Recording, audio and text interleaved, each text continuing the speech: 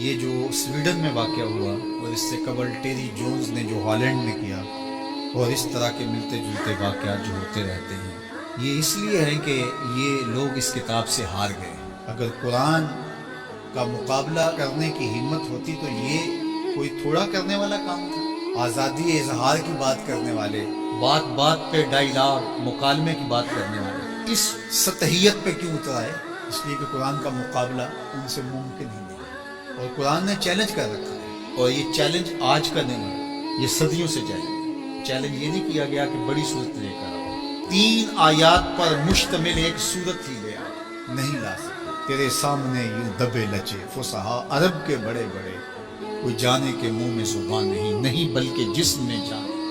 جب قرآن کا چیلنج قرآن میں موجود ہے، اور وہ اس محدود زمانے کے لیے نہیں تھا، قیامت تک ہے کہ صرف 3 آیتیں لے آؤ اس قرآن کے مقابلے میں، اور سب جمع ہو جاؤ، وقت بھی جتنا مانگتے ہو، قیامت تک تمہارے پاس وقت ہے۔ اگر یہ کام نہیں کر پا رہے اور کتاب رحمت قرآن مجید کے نسخے کو توہین کا نشانہ بناتے ہیں، تو اس کا مطلب سیدھا سیدھا یہ ہے کہ یہ شکست خوردہ لوگ ہیں۔ یہ جو مکالمے کی اور ڈائلاگ کی بات کرتے ہیں، یہ صرف زبان سے اور منہ سے کرتے ہیں۔ آزادی اظہار کی بات کرتے ہیں تو 1450 سال قبل کی کتاب کو برداشت نہیں کر رہے، تو آزادی اظہار کس کا نام ہے؟ تو یہ شکست خوردہ لوگ ہیں، قرآن سے شکست کھا گئے، اور انہوں نے ان اپنی حرکتوں سے بتایا ہے کہ ہم قرآن کا مقابلہ نہیں کر سکتے۔ جب دلیلیں ختم ہو تو گالیاں دی جاتی ہیں، جب بات کرنا نہ آئے تو گریبان کو کوئی پکڑتا ہے۔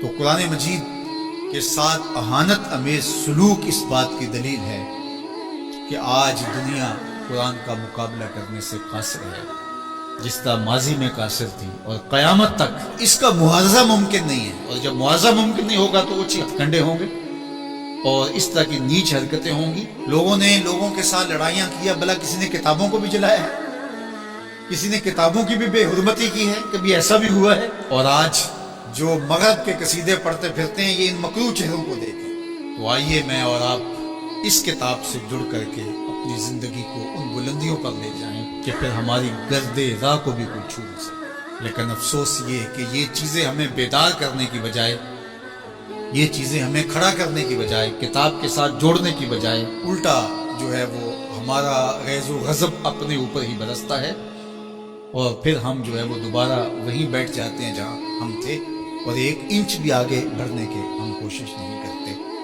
یہ واقعات امتوں کو کھڑا کر دیتے ہیں۔ آپ تاریخ پڑھیں، چھوٹے چھوٹے واقعات سے قومیں کھڑی ہو جاتی ہیں، لیکن قوم ہو تو کھڑی ہوگی نا، اور جب قوم ہی نہیں ہوگی تو قیامت بھی ٹوٹ جائے تو کوئی فرق نہیں پڑتا۔ اقبال نے کہا تھا، جس سے تعبیر ہو آدم کی، یہ وہ گل ہی نہیں، اس مٹی سے پھر کچھ بھی نہیں بنے گا، یہ مٹی کی مٹی رہے گی، تودا رہے گا ریت کا، کچھ بھی نہیں بنے گا، قیامتیں گزر جائیں تو کچھ نہیں ہوتا۔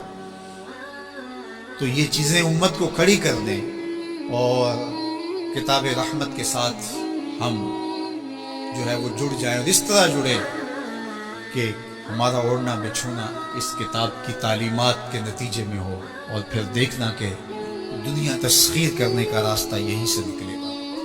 اللہ جل شانہ ہمیں ہمت عطا فرمائے۔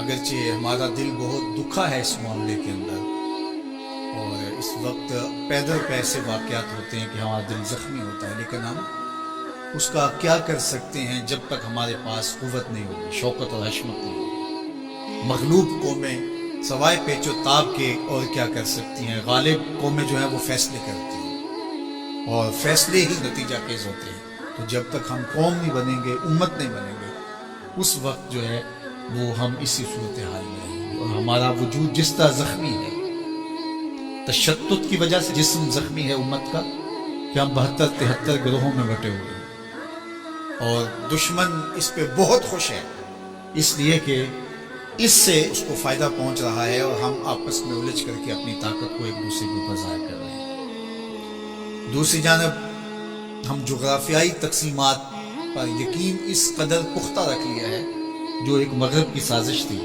جب سلطنت عثمانیہ ٹوٹی تھی، عرب ممالک کو ٹکڑیوں میں بانٹ دیا گیا، اور باقی ممالک کو جو ایک وحدت تھی امت کی، اس کو تقسیم کر دیا گیا، اور یورپ یونین 27 ممالک کے اوپر خلافت سے تصور دے کے دوبارہ جڑ جاتے ہیں۔